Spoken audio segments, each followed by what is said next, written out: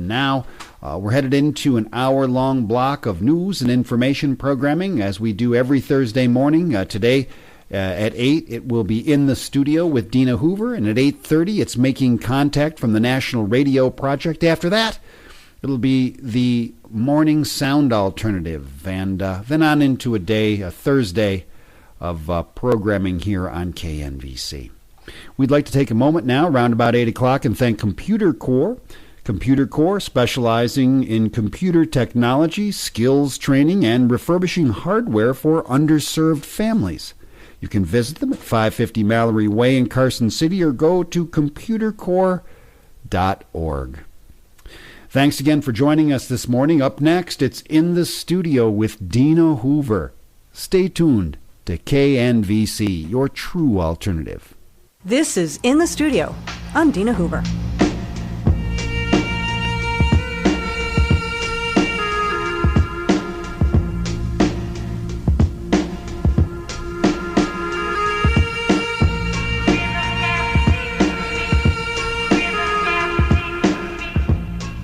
Let me tell you about Sandie La Nae. She is a woman who lives her passion. She works as an intuitive psychic and a medium and a teacher of things like remote viewing. She takes people on ghost hunts, which is super cool and really fun. But here's what really got my attention. She's written 16 books. I'm not kidding.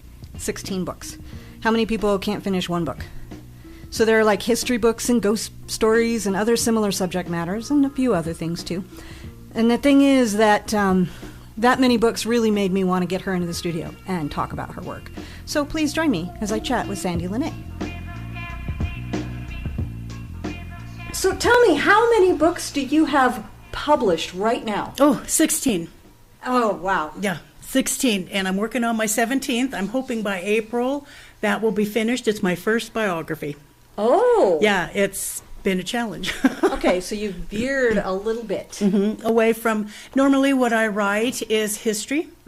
And then also, like with this building, I write about particular buildings that I term historic paranormal.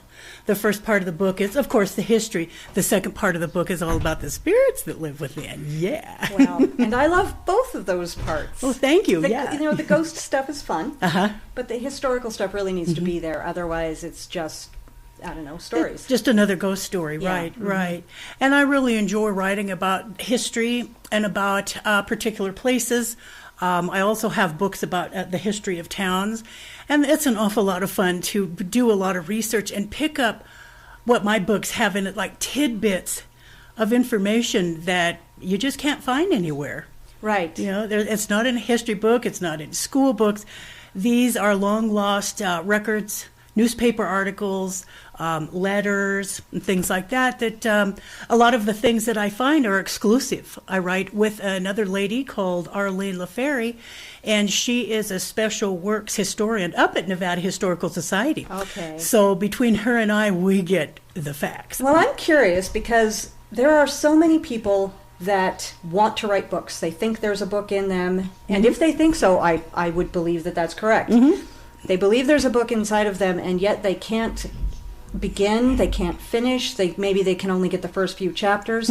How have you managed to finish so many books?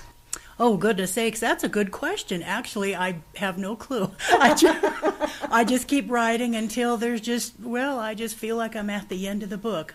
I really do try and get per chapter the interesting information, okay? I really try and get that in there. I try and leave out a lot of the same stuff that's in textbooks or school textbooks, things like that, because those are so outdated.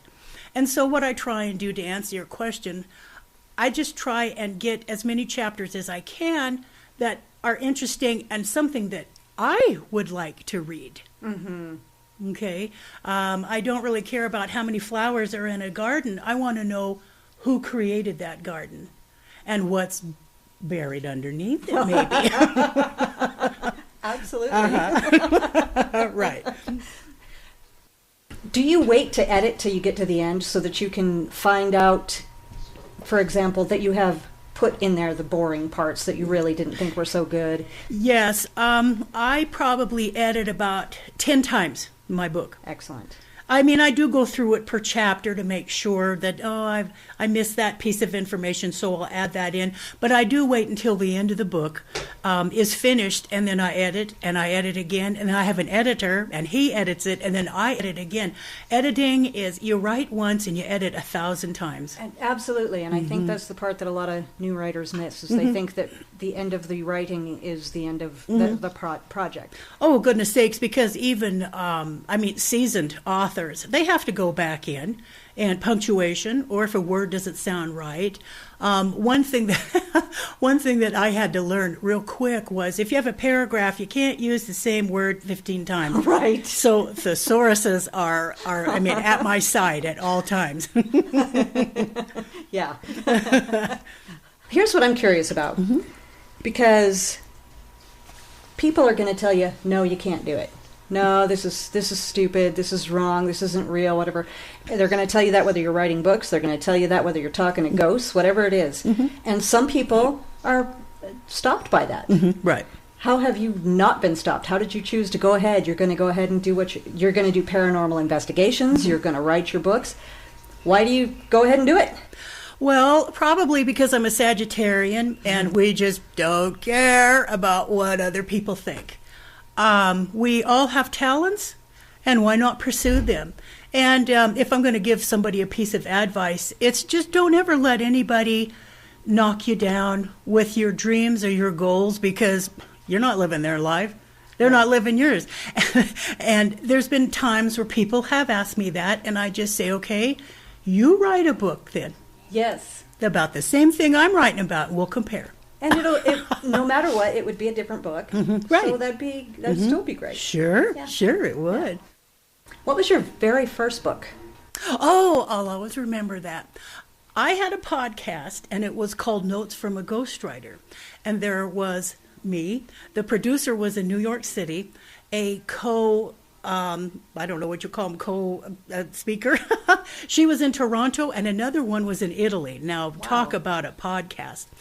Well, we would talk about our investigations, our paranormal investigations, which, if I can boast, I belong to a team called Finville Investigator. And we would talk about the people, ghosts, that we would find in particular buildings. Well, the lady that lives in Toronto, Canada, she said, why don't you write a book? And I said, okay.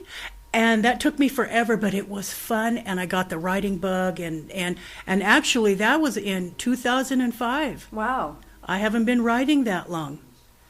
But I think that's critical to your success, is because you get to the end of one book, and granted, you're still going to be working on that, but you move fairly quickly into the next book. I do. I think it's averaging about 1 3/4 books per year. Yeah, the past couple of years, I've had one where I like to publish in the early spring, and then around like Halloween. Sure. Yeah. Yeah. More fun that way. Right, it is, yeah. Yeah. How do you choose your topics to write about?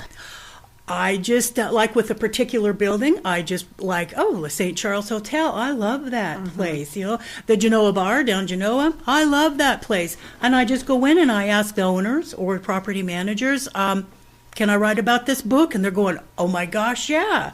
And so many people have said, here you go. Here's some information. And that gets me all excited. Of course. And I love writing about it. And it's another piece of advice, if I could add. When you're writing a book, there are so many people that help you. There's librarians. There's people at the tax commissions. People are just more than willing to help you find the genealogy of a building, genealogy of the people that owned it. It's incredible the help that you get when you're writing a book, at least with me. I've had just incredible people helping me out, getting that information.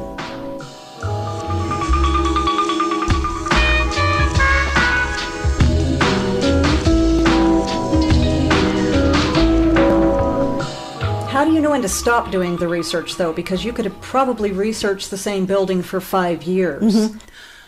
That's a good question. You do have to just get to an ending point. Like a minute ago, we were talking about the St. Charles Hotel. History is always changing. history is always surfacing somewhere, in a paper, in a book, in a letter, somewhere, some type of record, and you just add to it.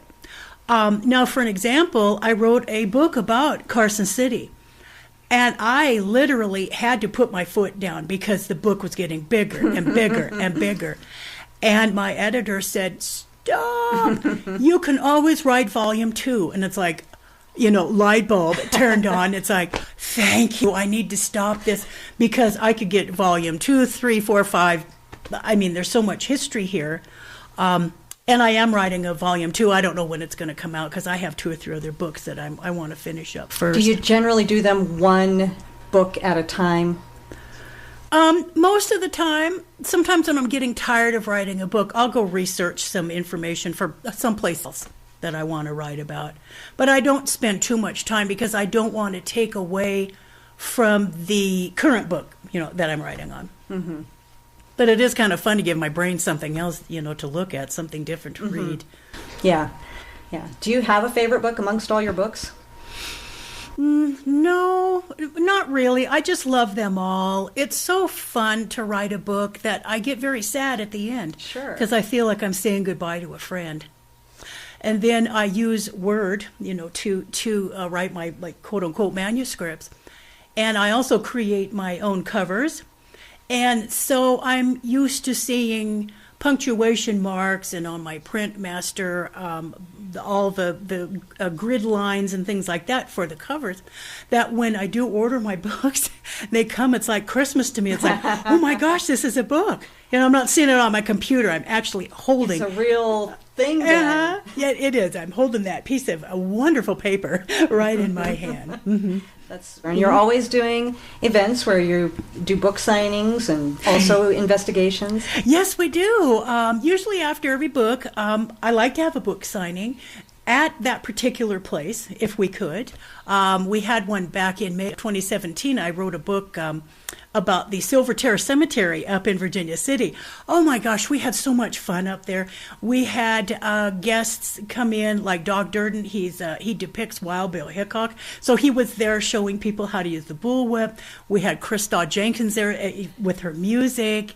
We had docents there. They were all dressed. Oh, I just loved it. It's so much fun, right? They're fun events. They are. Uh-huh. Yeah. Mm-hmm. I've been there with you before and to the St. Charles. Mm-hmm. So, right. Uh-huh. And then I recently encountered you there at Morley's Books. Do you have a book about that building? Yes, I do. It's called Wells Fargo. Mm-hmm. Wells Fargo Office, that's what it's called. And I went in there just quite a few years ago, and I asked the owner, Michael is his name, said, could our team come in and investigate? And I also wanted to learn more history of the building. And he said, yeah, sure, come on in. So I learned all kinds of information, again, from him and other owners. And also we had a wonderful investigation there. We found all kinds of very interesting people because that building was a brothel at one time. Many different lawyers' offices. It was a grocery store. It was that building had so many different types of businesses inside. And now it's a bookstore, which is just fantastic. Mm-hmm. It is. Oh, you just go in there and because he carries collectors and rare books. And it's just so fun to go in there and see a book that was written, 100 years ago inside this building that's 150 years. It's just, in my opinion, it's kind of cool. It is cool. It is cool. Yeah. How long have you been doing investigations? Oh, goodness sakes. With the team since 2005. Wow. Yeah, we were born November 19th, 2005. Before that, I happen to have an ability where I see dead people. And so before that, I would just go into people's houses when they asked me, is Uncle George still here? Is my cat Fluffy still here? Things like that. So I've just been doing that all my life. Did you embrace it when you were younger, or were you a little intimidated? How did you feel? Well, I have to say that I thought everybody had this psychic ability. I just thought that was just the normal thing. And so I remember, I think I was in 7th grade, I was in art class, and I'm spewing forth some type of prediction, and people are looking at me like I need to be at Bellevue. And that's when I had the clue, another light bulb moment, that not everybody had that ability. So I just really kept it under wraps for a while. Of course, as a teenager, I wanted to live life. I didn't want to see things floating around. Sure. Mm-hmm. When did you come back around to where you decided, okay, I'm going to tell everybody? Oh, probably about maybe early 20s, I guess. I think it was something I never stopped, but it was just exclusive. I'd only tell my family and friends because they didn't think I was too strange. They were used to it. They were used to it, right, yeah. What are you currently working on?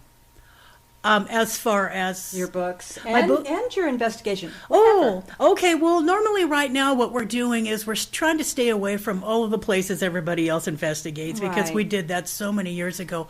But what we do is like this building, we'll come in to private homes, private businesses, and we'll look around. We just did a 4-story house in Virginia City a couple of weeks ago, and so that was very interesting, very interesting. We saw people from, I would say, maybe the 1870s, but then we also saw people from the 1940s. And what I mean by people is the spirits. I call them people. So that was very interesting. As far as my books, I'm writing my biography. I also need to finish a book about the Alpine Hotel in Markleyville. And then I want to write about the Lone Mountain Cemetery. That's kind of maybe a quarter of the way finished. Oh, goodness sakes, the companion volume for Carson City. And then also, too, I'm a psychic and I use stones to give intuitive readings. And so I've got my second volume of how to interpret minerals for divination and healing. I'm writing that book, too, plus about 10 others that are on the back burner. Sure. Yeah. How far out do you go for you're centered in Carson City, right? Yes, I live right here. So how far out do you go to do investigations if somebody wants you to go quite a ways? You know what? There's so much around here, we really don't have to go too far away. No. We have been down to Benson, California. I've been down to Las Vegas. But most of the time, it's just here. We leave Reno alone because there's a lot of groups in there. But we just go outside of Reno and then all around here too. Topaz, Mendon, Gardenville, Genoa, Lake Tahoe, places like this.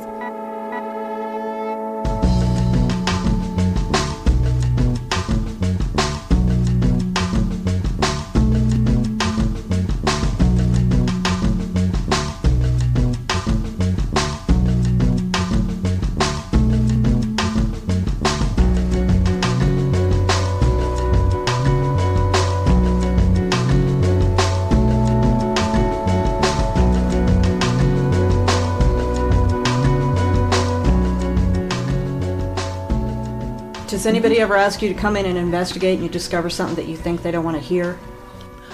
Oh, a lot of times. There are a lot of times. And we will very tactfully tell them, there's someone here, I'm going to tell you about it. If you want that entity to still be here, fine. We'll show you how to deal with it. We don't boast that, we go in and cross people over. That's just not what we do. We just don't do that. But if there is an entity that is causing a lot of trouble, we will encourage it to go somewhere else, especially if that house has a lot of children in it, which we have been in, and the children are getting hurt. That's not acceptable. I could imagine it being the other way around. If I said, come on out to my house and find what's there, and you'd say, nothing, I'd be like, aw. Oh. Well, you know what we've discovered through all of these years is every place is haunted. It doesn't matter if your home was built yesterday or 500 years ago. There's always somebody floating through. It's just what they do. And especially, well, not limited to, but especially like Carson City, such rich history. People were all over the place. And where I live, out at the northeastern side of town, that was a town called Empire. It was a mill town. Well, there are a lot of people out there too. So, and then that's just what we tell people. One thing that I have found out is the family likes to stick around. Okay. They do cross over, but when you have, if you have a child, if you have a grandparent, if you have your brother, they like to hang out and make sure you're okay. So that's what we find a lot of is family members. What's your plan? Are you going to stick close to your family when you cross over? No, I think I'll be everyone's personal poltergeist. I think that sounds like fun.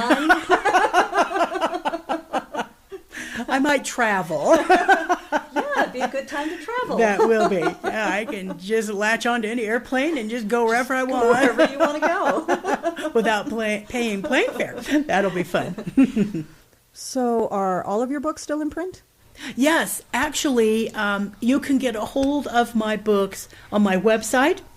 That is, can I say my Yes, website? yes. Okay, it's www.sandiespsychicstones.com, SANDIES. Okay, and I actually have a print-on-demand company that I use for my books. I can order one book or a zillion of them. That's nice. So you don't have to store hundreds of books. No. And then there's quite a few places around Virginia City, Genoa, Carson City that carry my books too. Do you have any book signings scheduled for the near future? I'm hoping maybe late April for my biography. Yeah, I'm hoping that we can have that, and that will be up at Virginia City. Now, I've noticed you're not saying, you didn't say autobiography. Right, yeah, not me. And you haven't dropped the name. Is it currently still under wraps who the biography is about? Oh, no, I haven't said his name. His name is Doc Durden, and I spoke about him a few minutes ago. He is a person that depicts Wild Bill Hickok. Oh, okay. So he's this person who was at the event. Right, yeah. Oh. He's kind of a Wild West performer, Chautauquan, that type of personality. And he's been in the entertainment business for quite some time, and he's fascinating. And last May, I just said, "You want me to write a book about you?" Jokingly. And he said, "Well, I think that'd be great." And I thought, oh, no. I guess I'm committed. So here we are. I have done that before. You say what if, and then all of a sudden it's happening. It's happening, sure. So generally you're writing about places.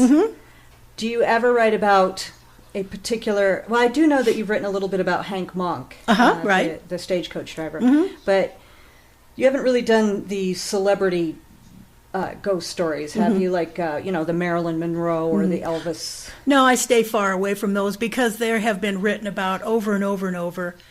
And I believe that I don't have access to a lot of their relatives, family, friends, or people, their managers, their agent.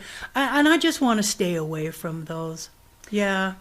So it's better if you can make a connection either to the family or to the place. That makes it... Well, it makes it a lot easier because they've got records, letters, documents. They've just got all of the information.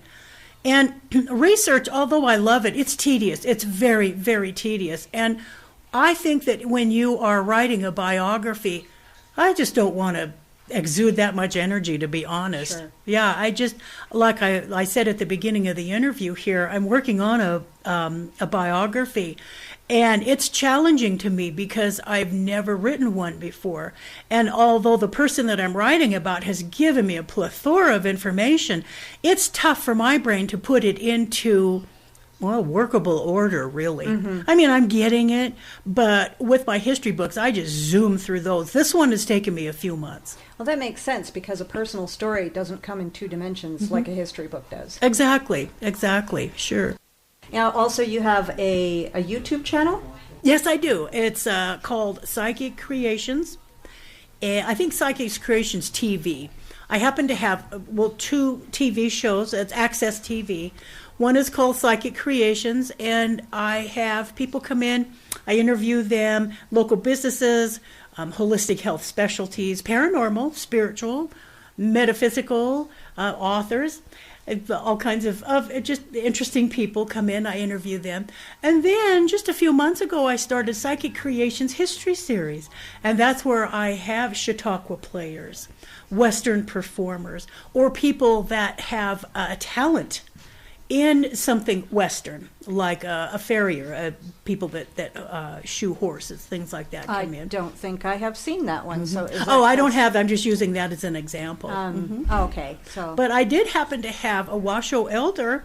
She came on the show and she talked about the Washoe language, where it came from, and who is still speaking it, and that was fascinating. Wow. Fascinating. Wow, and we can find all of that if we go to the website. It'll link to to the YouTube channels? Yes, it can. Okay. Or on my Facebook, just go to Facebook, Psychic Creations, and I'm all over the place there. That's where I found you. Thank you. Well, no, I think I found you in real life first.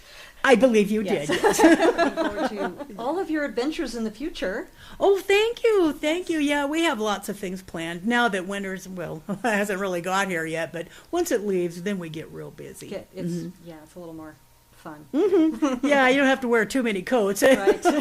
Especially if you're investigating at night.